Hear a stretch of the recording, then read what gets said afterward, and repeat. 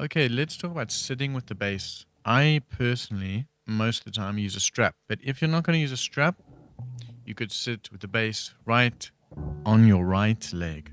Your left hand, you don't want it to be bent at the wrist, okay? Because then you're going to injure yourself. So you want to have your left arm coming from close to your body, but not tucked away, reaching out towards the bass. You don't want to spend all your energy holding up the bass. So the bass needs to sit there without you holding it up.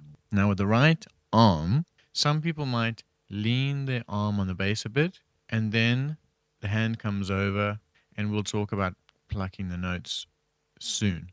But you don't want your wrist to be pushing against the bass or the inner side of your forearm pushing into the bass, because you're going to stop the blood flow, and it's going to cause you to get things like RSI. It's going to give you pain in your arm. You're not going to be able to play for a long time. So you need to find a way to sit with the bass where both wrists are not super bent. So I would suggest potentially, instead of pushing this in, rest it gently, or you can take it slightly off the bass. That straightens out your wrist. You can also cross your right leg over your left leg, and when you do that, it tends to hold the bass in position a little bit better. So like, I don't need to spend too much energy holding the bass. I'm just gently have my arm here and my hand comes over the bass. Okay, now we're going to talk about basic right hand technique. When you're going to pluck a note, this is how I suggest starting to do this. Take your thumb and rest it on the pickup. Then what you're going to do is pull through the string into your thumb. Okay. And this is how you get a nice, warm sounding note. What a lot of people do who start to play bass, and this includes guitarists, is they curl the fingers and they pluck like this. Okay, I suggest not doing that. So, thumb on the pickup and pull through the string into your thumb. So the end of the stroke is your thumb. And get used to pulling through the string and into your thumb. And now we're going to do that same thing on the next string. Thumb on the pickup, we're going to play the A string. But now we're going to pull into the E string. So the end of the stroke is the E string. And again, I'm pulling through the string. I'm not plucking like this with the curled finger. I'm not tickling the string like this. No. Thumb on the pickup, and I pull through. I'm talking about technique today, so starting to play the bass all the way to slapping, playing with the plectrum. But you can ask any question you want, and I will try my best to answer it. But the topic is technique, right and left hand technique. But you can ask anything, and I'm happy to answer. So now, thumb on the pickup, pull through into the string below. And as you guessed it, same thing on the next string. Thumb on pickup, play the D string and end the stroke on the A string.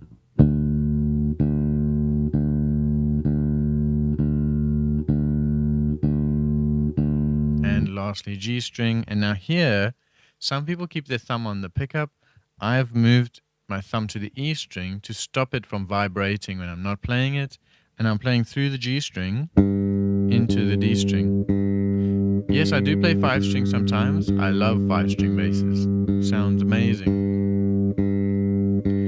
So now we're playing through the G string, landing on the D. And now let's go backwards. So 4 plucks per note on each string. Playing through the string onto the string below. And then through the E string into the thumb. Next thing I would do is do this with my middle finger. Thumb on pickup, middle finger pulling into my thumb. So now get used to the same technique but with your middle finger. Pull through the string into your thumb. Same thing on the next string. Next string. Next string. Now as I descend, I'm going to mute the string I'm not playing. So watch my left hand. Now we're going to start talking about incorporating the left hand. So look. You see? my left hand follows one string behind to stop the strings from vibrating that I'm not playing. Okay.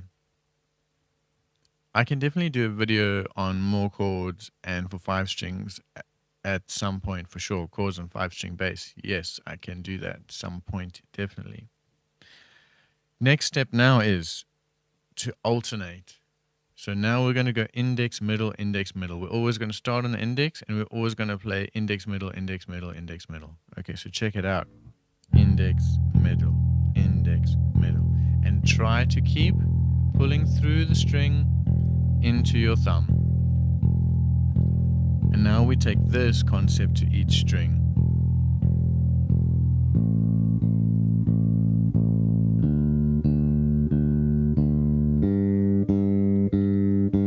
Index, middle, index, middle, index, middle, index, middle, index, middle, index, middle, index, middle, index, middle. Okay, so to me, that is basic right hand technique, the most common way to play the bass like that. Okay, so again, thumb is on the pickup and we're pulling through the string into the thumb. When we play the other strings, we pull through the string and into the string below. Now, of course, there's kind of 3 main areas to play on the bass here. Close to the bridge, over your front pickup, close to the fingerboard. So I would take that same exercise and I would get used to playing it here because it feels really different. The string vibrates a lot more.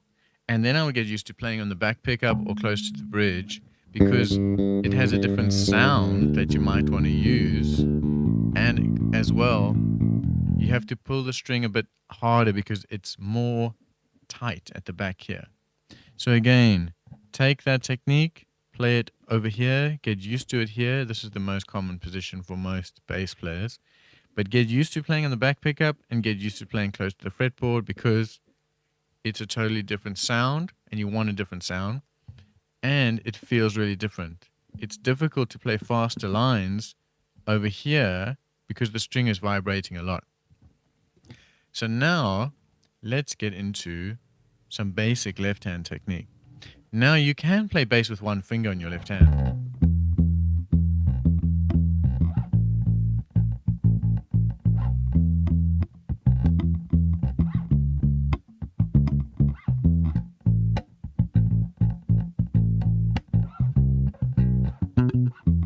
You see, so I can play simple bass lines with a nice muted sound with the index finger. So that will be something you want to incorporate at some point in your life. But let's talk about having dexterity in your left hand and having control over each individual finger. And a classic exercise people do to do this is the spider technique, they call it. What you're going to do is you're going to play the frets 7, 8, 9, 10. And you're going to use index, middle, ring, pinky. And look, I'm going to play the index finger on the 7th fret. Now when I play the 8th fret with my middle finger, my index finger stays down. And these fingers are not off the fretboard so far away, they're very close. So this is what's difficult about this. 7, 8, 9, 10. All fingers are down. And now I remove one finger at a time. But my fingers are still close to the fretboard. They're not doing this. Okay? Why? Because when you play faster lines, if your fingers are all over the place here, how can you play fast lines? Because you're going to have to keep moving them close to the bass every time. You need to keep them close to the bass. Okay, so again, 7, 8, 9, 10. All fingers are down. Remove one finger at a time. And don't forget your right hand technique that we just spoke about. So you still try to play through the string with your right hand. And once this starts to feel good, move it to the next strings. And then once that feels good, play it lower down the neck where the frets spacing is wider. And I'm always alternating with my right hand.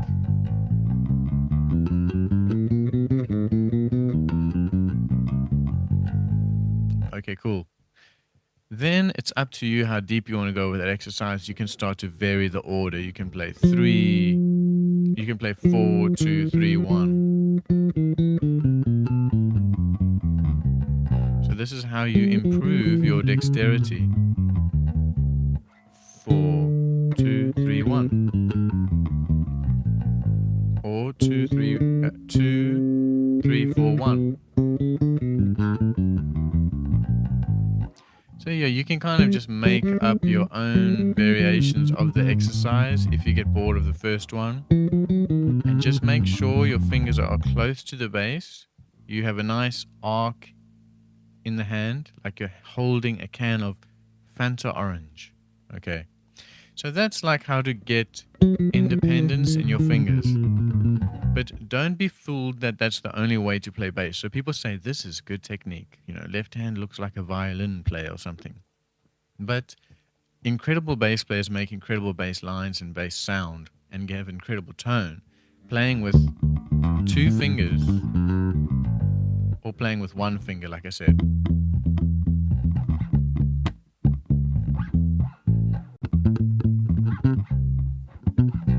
Okay. So now let's talk about muting with the left hand. You can play a note with your index finger and then rest the other fingers gently over the string. And now you get this muted sound.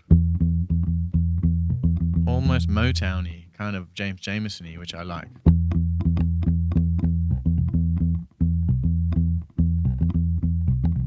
So experiment with that. Play a note.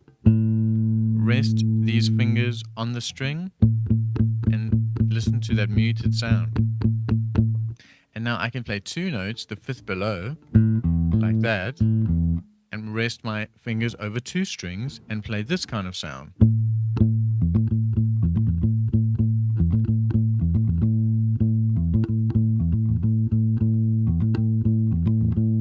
So that's a very cool kind of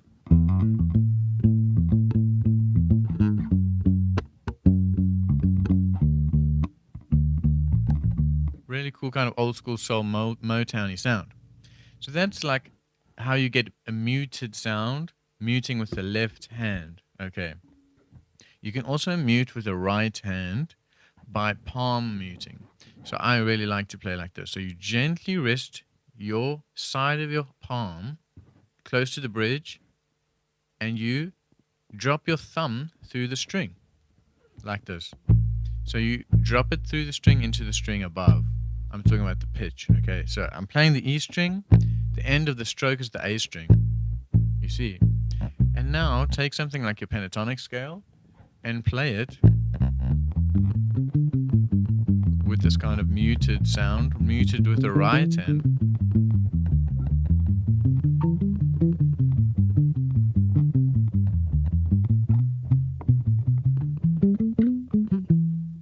So that's a cool technique as well. So now you have the option. Are you going to mute with your left hand? Or are you going to mute with your right?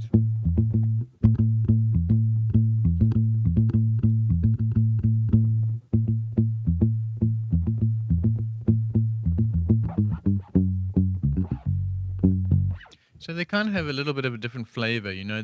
When you palm mute with the right hand and use your thumb and index finger, you get a bit more of a pokey sound, I actually think.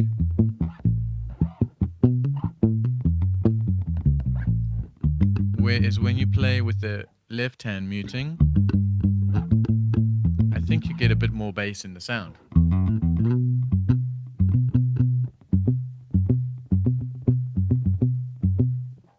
Okay, so experiment with that. Practice your scales, muting with the left hand.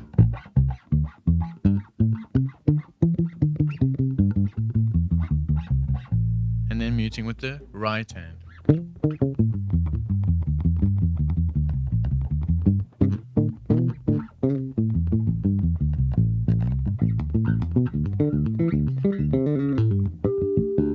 Okay.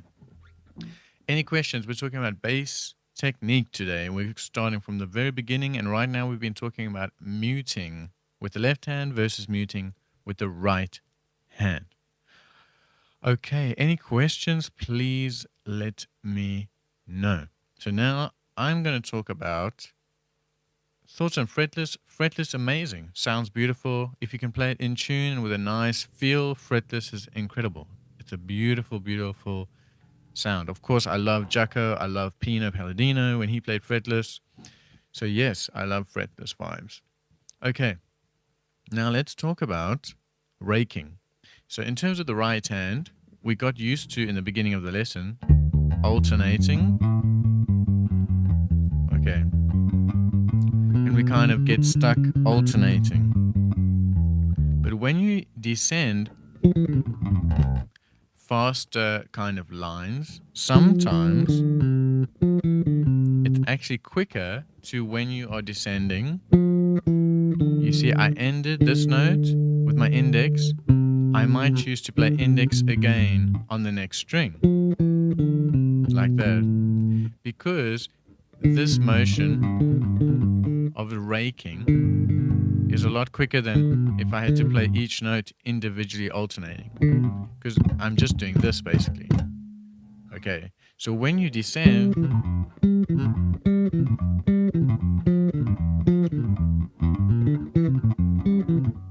it's a lot quicker sometimes to descend with a rake.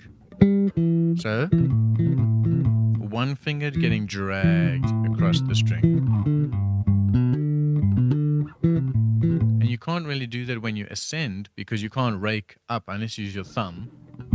Or like that, do that, play a chord. But that's why raking is really cool, because you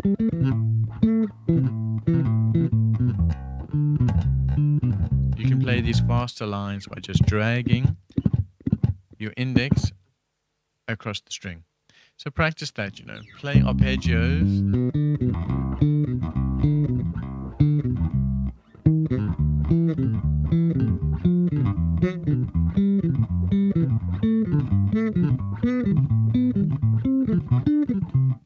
And practice raking. Now, let's talk about slap. This is complicated. If you've never done it before, it's not the easiest thing to get into, but let's try discuss it. So, slapping, we take the thumb and we take the knuckle of the thumb here. Okay. And where that knuckle is, we hit the bass and the string where the fretboard meets the string. This is a good way to get into this sound, okay?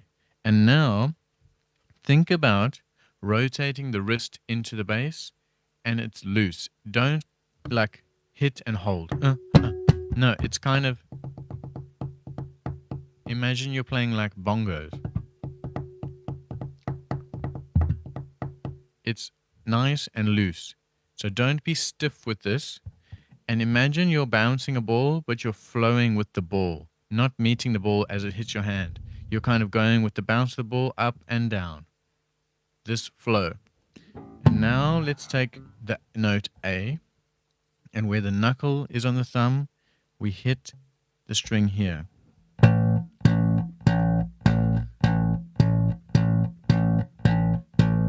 You want to get used to just that motion. You see, I'm twisting the wrist into the bass and it's loose. It's not loose, just turning the wrist. Look, and if I just keep turning my wrist, you're going to get the slap happening. So then what you want to do is work on being able to play each string clean. And that's difficult. So if you take your pentatonic scale and now you say, try to slap accurately each note in each string. But again, as you can see, it's a very calm, relaxed, and loose motion. I'm not destroying the bass right now. I'm just, look, twisting the wrist into the bass. You see?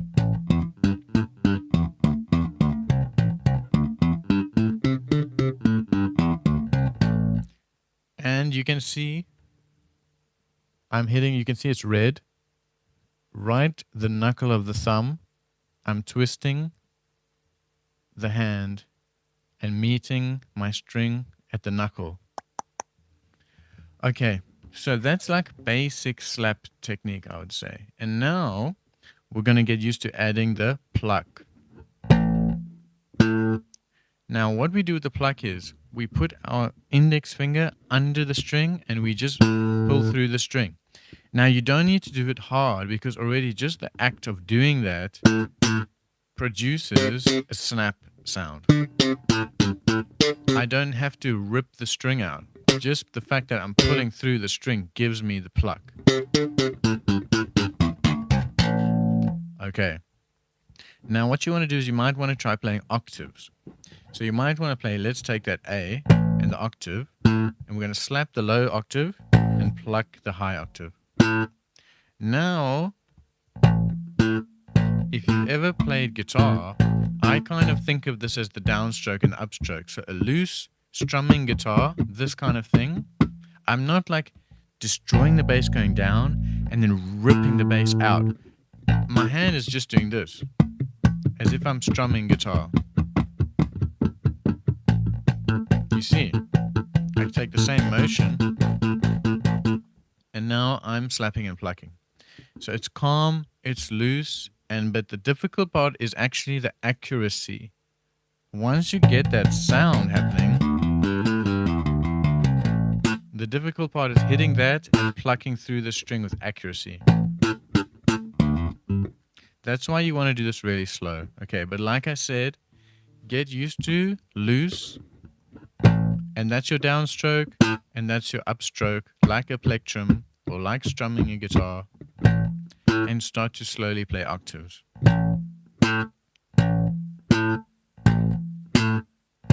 Next string, D.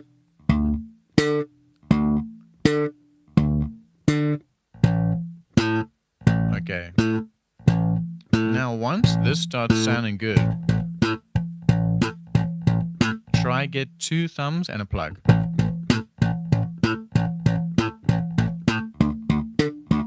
A to D. A. D.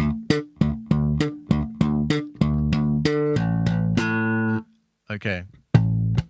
Now, the next step with slapping, I would say, is to add ghost notes. So now what I'm doing is I'm slapping the A, slapping a muted string, and plucking.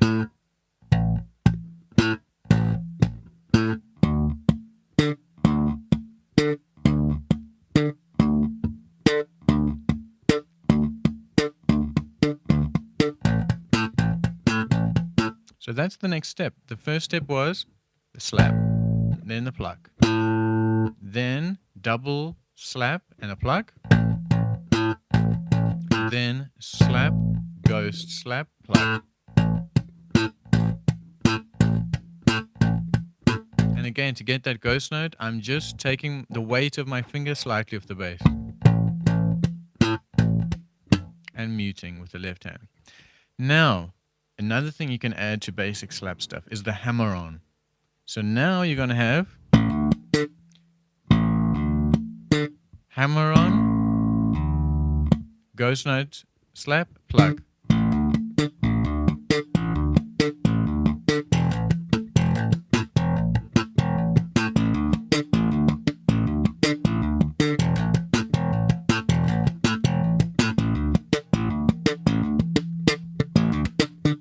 You see, now I'm adding a double pluck.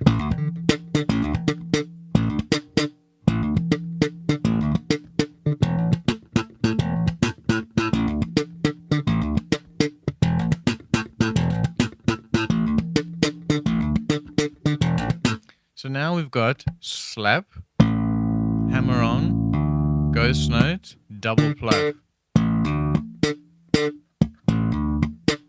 And I'm adding some muted note in there. So you can start to combine all of these things. Hammer-ons, slap, ghost note slap, and plucks. Now, another thing you can add is, instead of hammering on from an open string, like that, and like that, you can play these hammer-ons from a tone below the note you're going of the octave, you know, so flat 7th octave. This is a classic maneuver. So look, slap, hammer-on, ghost note, pluck, ghost note, hammer-on.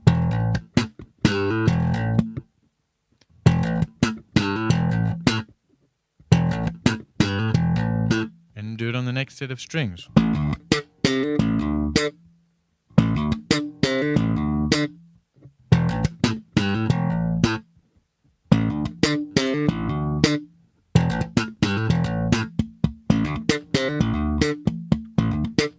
Okay, so I would say in terms of getting into slapping, that's kind of a good system to practice. Practice those things in isolation, and then try to make combinations of those things into a bass line. So again, that's slapping open strings, that's hammer-ons from open strings, ghost notes, okay, plucks. You can pluck ghost notes, okay, but then also hammer-ons from other notes. And like I said, then you can do variations of those and double certain things like double plucks, double slap. And that's like slapping, ghost notes and hammer-ons, double slap. So yeah, once you get into that, that's like a combination of all those things will give you a really good slap vocabulary. Okay, but you got to practice everything really slow. So if you're learning a line like I just played there, slapping ghost notes and a hammer-on. Try it just on one string.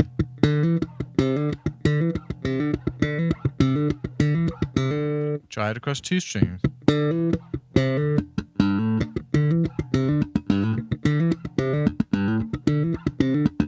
Try it across 3 strings.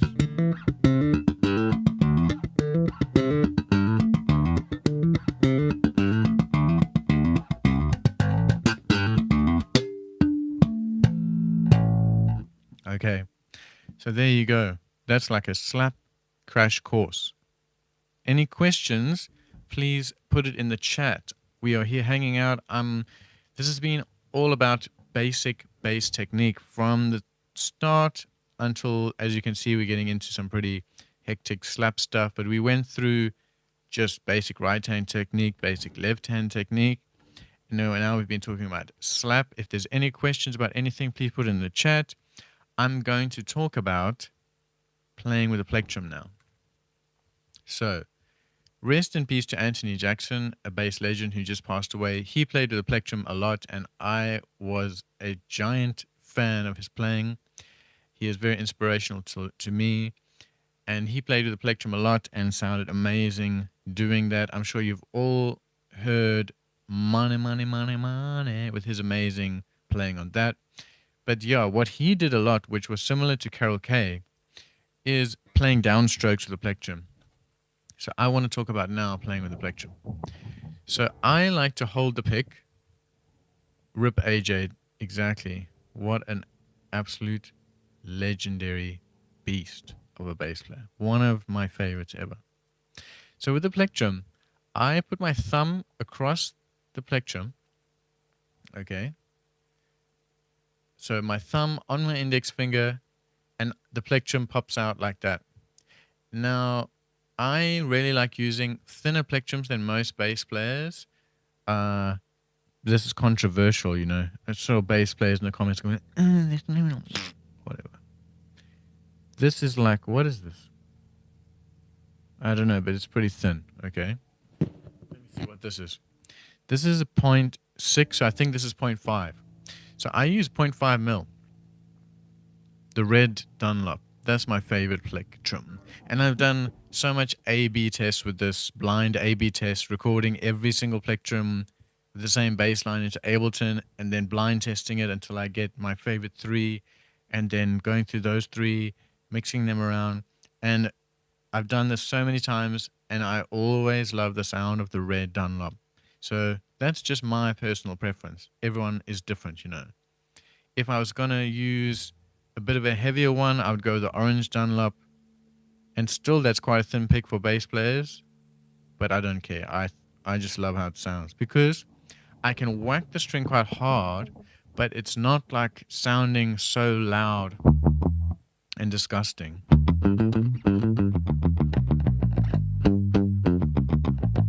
Okay, so what I do when I play with the plectrum, like I said, I'm holding my thumb, it's going across like that, and I'm really grabbing it. And then I'm resting my palm here, and let's just talk about a nice downstroke. So as you can see, I'm going through the string.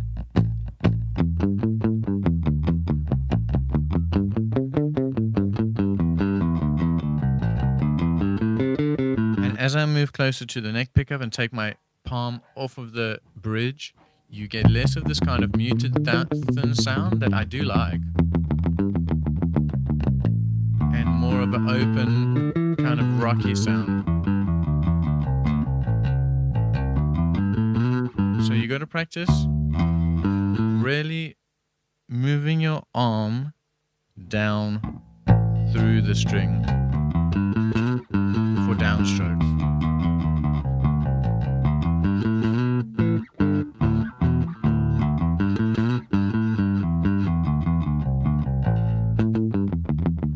And then, if you like that palm muted sound, just gently rest the palm there, and now you're living the dream.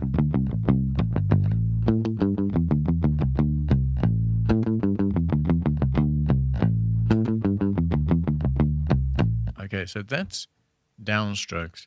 Now, alternate picking. So you'll see Paul McCartney. He's kind of different to Carol Kay. Carol Kay is sponge, down picking, everything.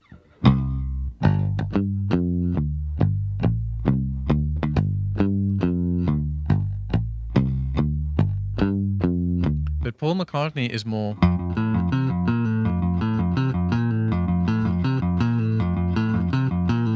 It's this kind of thing happening with the wrist, and it's alternate.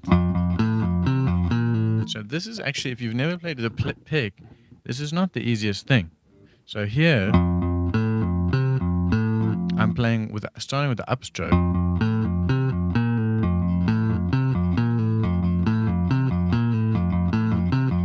So I would just get used to doing this.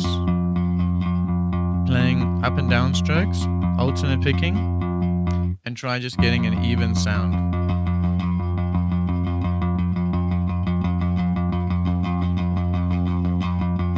And then again, just like we did with the right hand picking and slapping, take something like your pentatonic scale and start maybe down pick everything.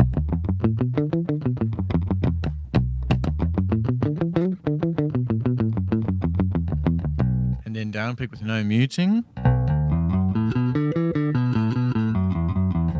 And then alternate pick. I definitely don't do that a lot.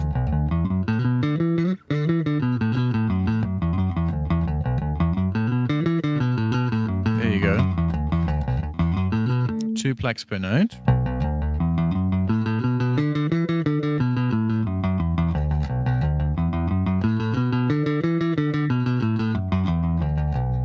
Okay, so I like to just take a classic scale and try all the different kinds of techniques and swap between them.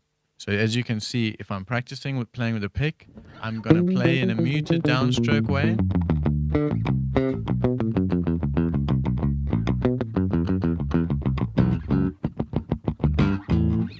Then I'm going to play open downstrokes, no muting, and then alternate picking. This is your kind of rocky punk rock sound. Or again, like I said, Paul McCartney.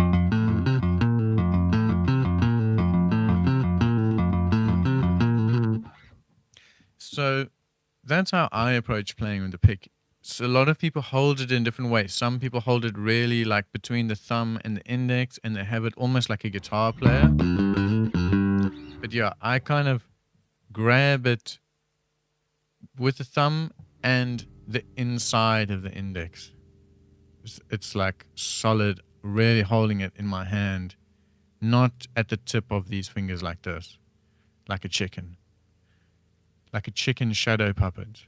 No, I'm like, index is like that. I rest the pick there. Whole of my thumb goes over it, and then I drop the hand through the string.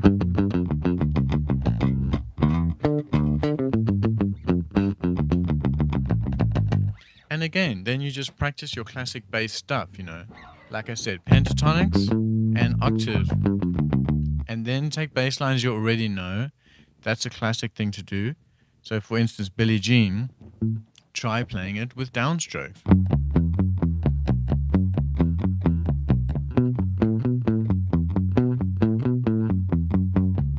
Because now your focus is the right hand technique, the plectrum. Not, I want to learn a new bass line. No, take a bass line you know on the left hand.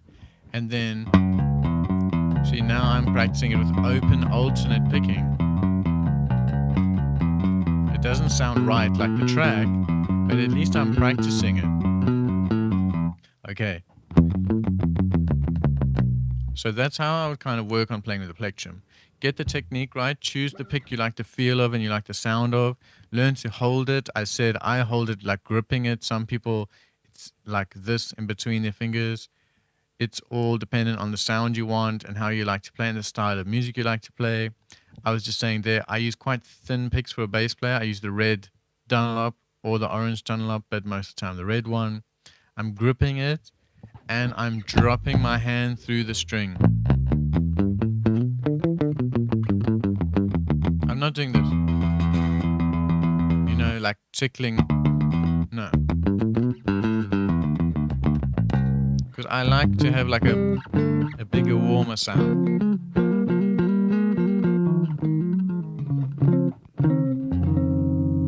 Okay, so any questions? Let me know in the chat. So we spoke about basic right hand technique. We spoke about basic left hand technique. We spoke about muting with the left hand, muting with the right hand. We spoke about a lot of slap stuff. We've just spoken about a bunch of plectrum stuff.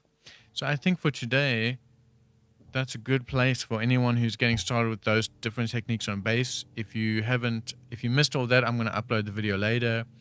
Any questions in the chat about anything I've spoken about today or any bass questions, please let me know in the chat and I will answer it.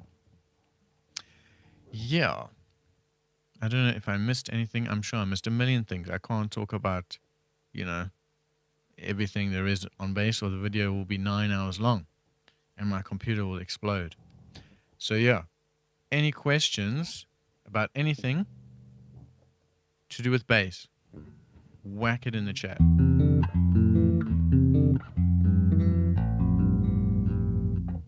And I will just hang out for a few minutes about playing out with fourth. Okay, can you just explain exactly what you mean? Do you mean using the interval of fourths to play some pretty out sounding bass lines or out sounding fills? Is that what you mean?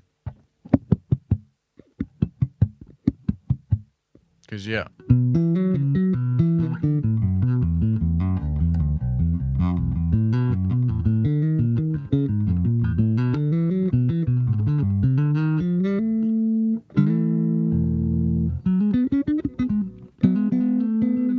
Okay, cool. I think I know what you mean. Yes. So playing fourths on the bass and playing fills that sound pretty out there by using fourths.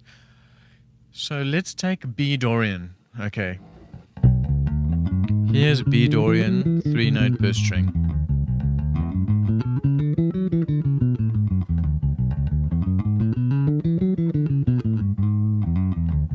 And then you can play it here, 3-note per string. Okay, and now within that, let's find all of the fourths in there.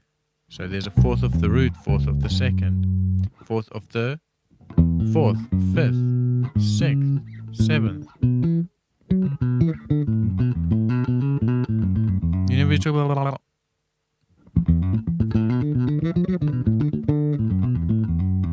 How do I see that chat there? I saw the video about 3 notes between them: F minor, Dorian, A Lydian. Let's just say I'd like to run up and down the entire neck horizontally with this concept. Yeah, you've got to know. I'm going to answer that now. Let me just answer this fourth question, and then I'm going to write that down about, horizontally. But yeah. Okay, the fourth thing. So if you're talking about Dorian, look at all the fourths that are inside Dorian.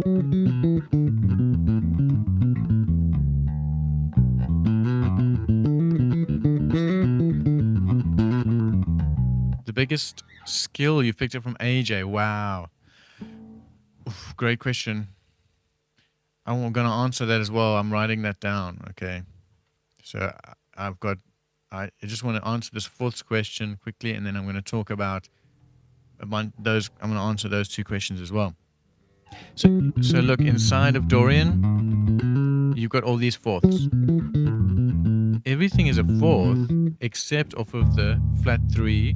You have this augmented fourth here, okay? So one way you could play fills with fourths is just understanding where they are.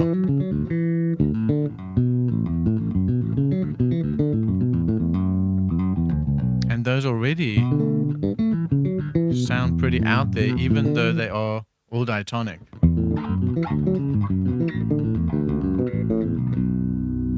You see, that's a diatonic fill, but it sounded pretty crazy.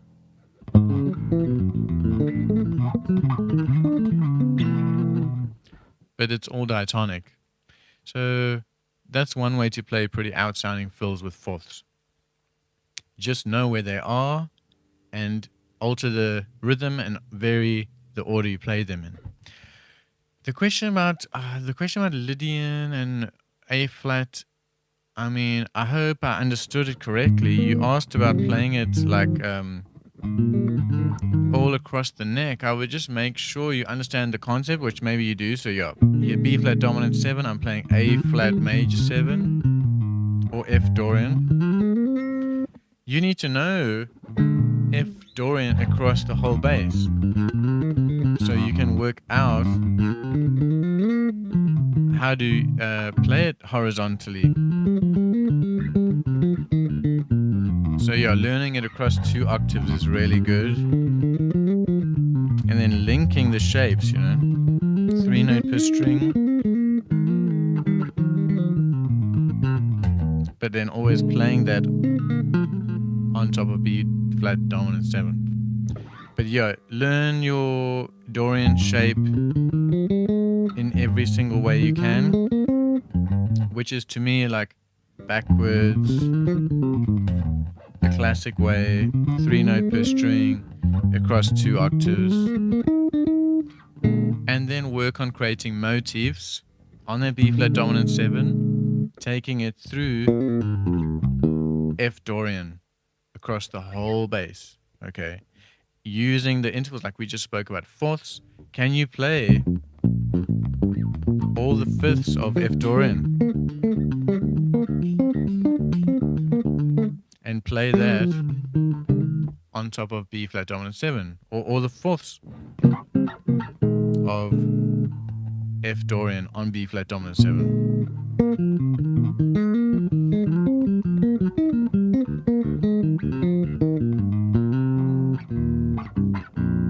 Okay, so yeah, I don't know if that answers your question, but I just think it has a lot to do with knowing all those modes and scales I spoke about across the whole bass and in every direction and all the intervals inside, and then creating lines within that. Let me know if that doesn't. Any other questions, put them in the chat. I want to talk about, someone asked about the things I learned from Anthony Jackson, the biggest things I learned from Anthony Jackson. Okay, I just think rhythmically, he was like the next step on from Jameson, maybe. just the syncopation and the composition of the bass lines. Like, he didn't just play the same line over and over, which most bass players, that's what we do. We just take one line and we play it for the whole verse, and we maybe play a fill. But he composed these almost counterpoint parts that somehow didn't get in the way of the song. So he was similar to Jameson in that way. It's like the part is very complex rhythmically and melodically, but somehow it served the song so well. I always think about songs like Clouds, the way he switches between these kind of runs. You know, what's the run in the beginning?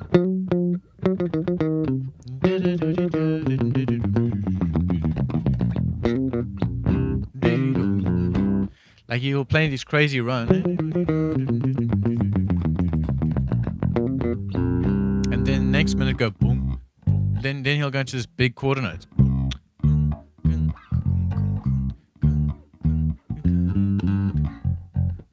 So I just love how he'll go from something so syncopated to then these kind of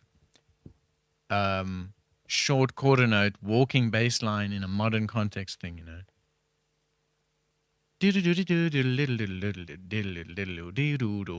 the next part, boom, boom, boom, boom, boom, boom. But so in the pocket. So I don't know. One of my favorite things that I use in songs I play on is going from something quite syncopated and off the pulse to then just playing these kind of short, strong, simple quarter notes, and moving between those is so cool, you know. And you can practice that, you know. So you play boom,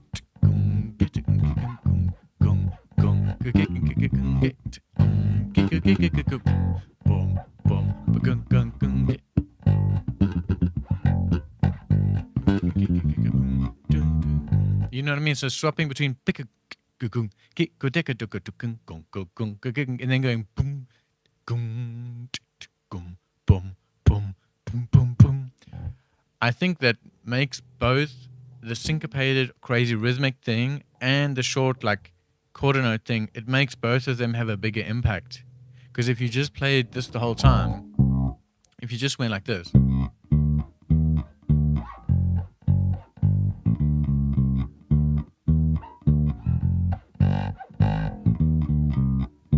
the whole song, it's like, okay, that's cool. But the fact he's going like,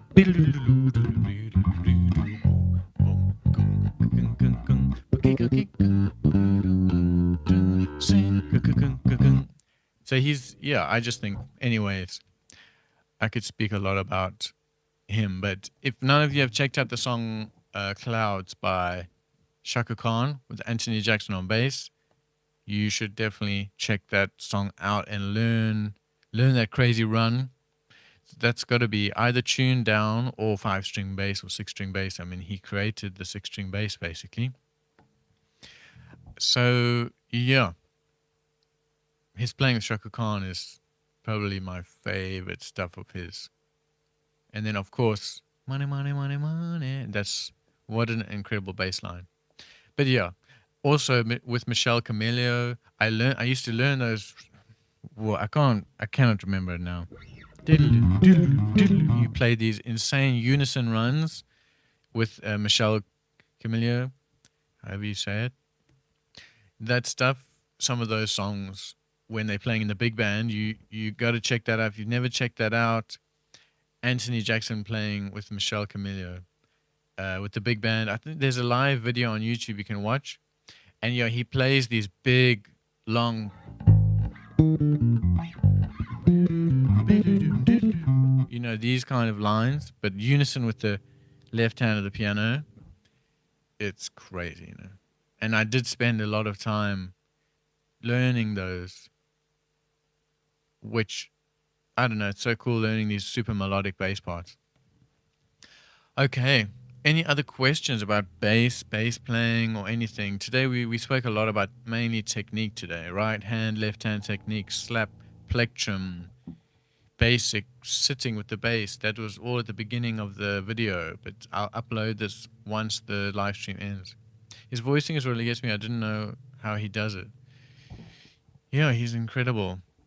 You mean like, yeah, the chord voicings. He plays these kind of classical sounding.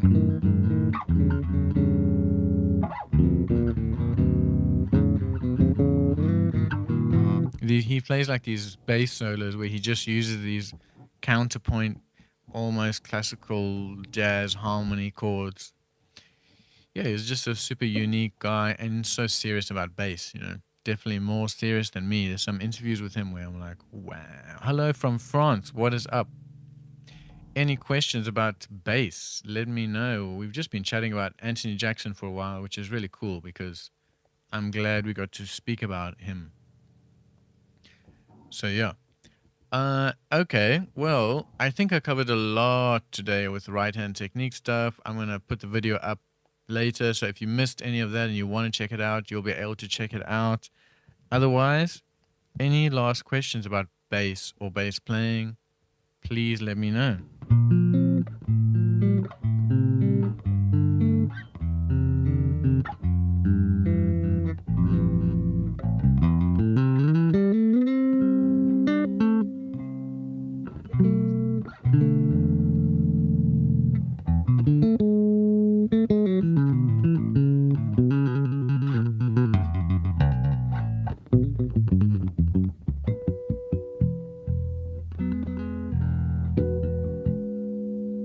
Okay, thank you so much. Anyone who joined, anyone who asked anything, I hope I answered your question in a nice way.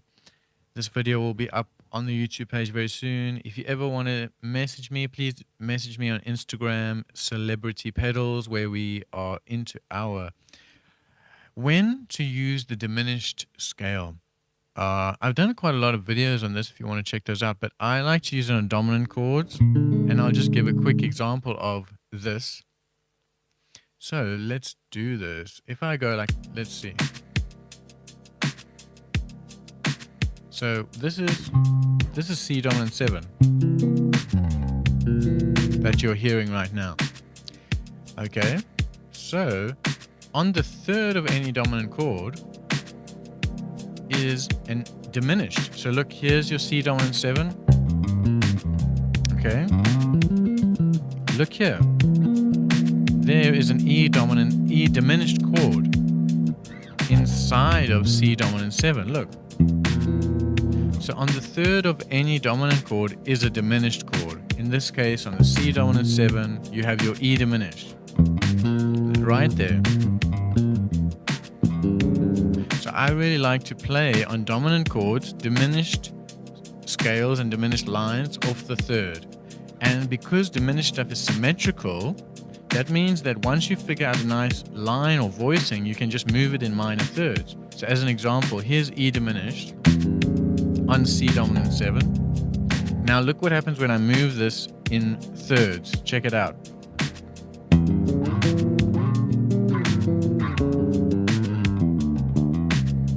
It sounds pretty cool because I'm taking that diminished chord and I'm moving it in minor thirds.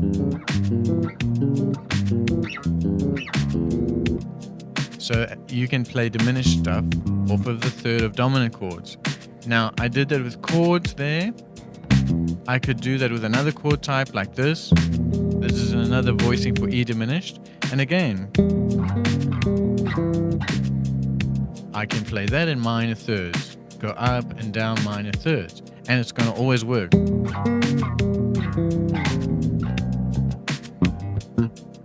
It's a very cool sound. Now, if you can do that with the chords, you can do that with the lines. So look at this.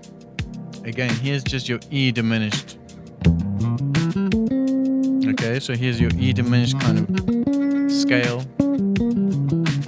And now look, I can play my E diminished scale or triad on C dominant 7. I'm playing E diminished. And once you come up with a phrase, again, move it in minor thirds.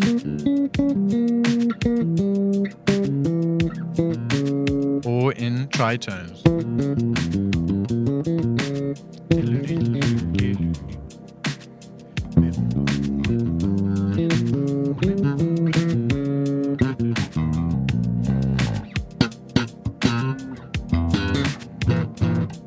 So yeah, that's a very common place that I like to use diminished stuff is on the third of dominant chords. So yeah, in this case, like I said, E diminished. And then any diminished chord a minor third away. So E diminished, G diminished, B flat diminished, D flat diminished. Any one of those is going to sound really good. So if you can do E diminished, a tritone away from E diminished is B flat diminished. So then I can play B flat diminished. And as long as I resolve to my dominant, it's always going to sound pretty cool.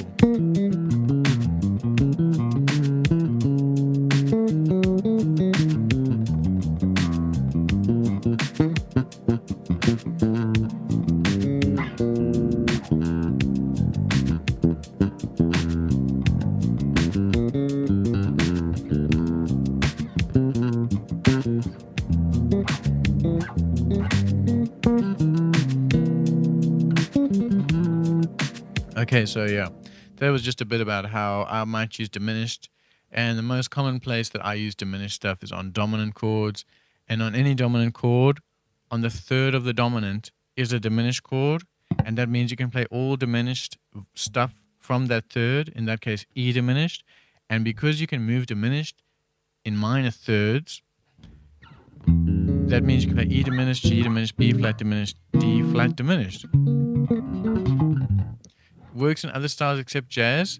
For sure. I mean, that's more to me like a funk sounding.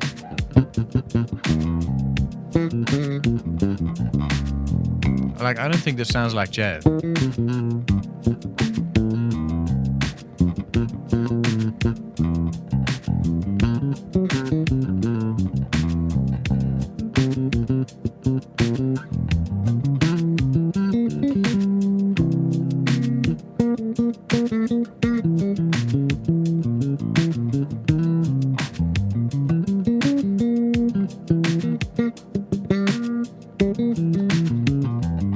You know what I mean? So I would say you can use it in anything. I mean, in pop music, where you see diminished used a lot is like, let's say you have C major, you're in the key of C, and you're going from chord 5, G major, to chord 6, A minor. A common place to use diminished in popular music, you know, would be to get from that G major to the A minor, you put a diminished chord as a passing chord. So look, G major, to get to A minor, I'm going to play G major, G sharp diminished to A minor. That's a really common sound. You see?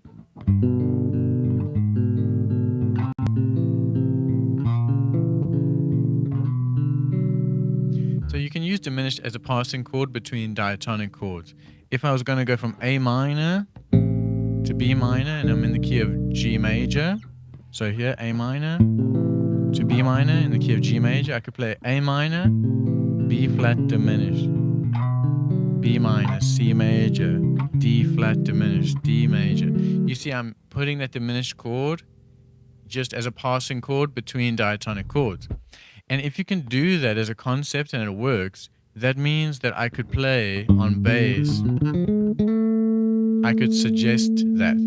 So look, I was going G major to A minor, and we have G major, A flat diminished to A minor. That means if I was playing bass, I could go. I could outline the diminished even if it isn't there. And that's what's really cool about studying this kind of stuff, because it gives you more ideas. So yeah, again, that's G major going to A minor. I put A flat diminished in, and then I outlined A flat diminished to get to A minor. And the same I could do, like I said, we've got A minor going to B minor. I could put that B flat diminished, so I could play.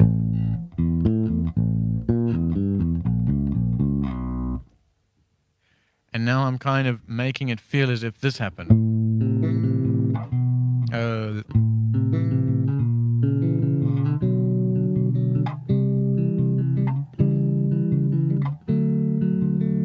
See there, I went C major, D flat diminished, D major. And it doesn't have to be played by the rest of the band. I can suggest it.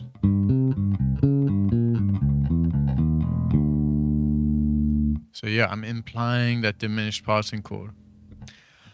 Okay, wow, good questions. I like it. And I hope that was a good answer. I hope that helped out you to understand how diminished can be used in a lot of different places, not just jazz. So as you can see, when you're kind of playing funk bass lines or funk improvisation or solos, you can definitely use it. In pop music and R&B music, gospel music, it's used all the time as a passing chord between diatonic chords like that. And like I said, even if it's not being played by the rest of the band, you as a bass player can still imply that it's happening. It creates more tension. So that's a really cool way to use diminished. And you can practice that, like I just said. Play out of time. Say, I want to get from G major to A minor. And I'm going to put that passing chord in between, the A flat diminished. So if I play G, A flat diminished, and that's how I'd get to the A minor. If I was going to play A minor to B minor in the key of G, I'm going to play A minor, B flat diminished to B minor.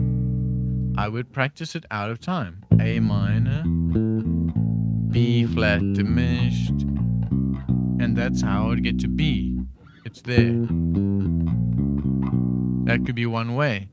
So you work on how to do this out of time. So then when someone goes,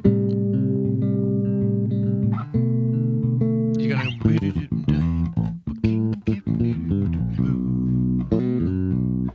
you'll have that vocabulary. So yeah. Okay. Any last questions from anyone about bass playing or about bass that I can help you out with? Again, this video was originally about technique, basic technique, all the way from just holding the bass and playing basic notes to slap, complex slap stuff, muting ghost notes, left hand muting, right hand muting, left hand technique, you know, hammer-ons. Then we start speaking about all sorts of different stuff, improvising and Anthony Jackson and playing outside notes and all sorts. So it's been really cool and nice to chat. And so if there's no further questions, then it's been so beautiful, and I will upload this to the YouTube channel. And if you want to message me, ask me any questions after this, please just message me on Instagram.com/celebritypedals. That's my Instagram page where we sell our guitar and bass pedals. So nice to chat to all of you. Thank you so much for watching. Peace.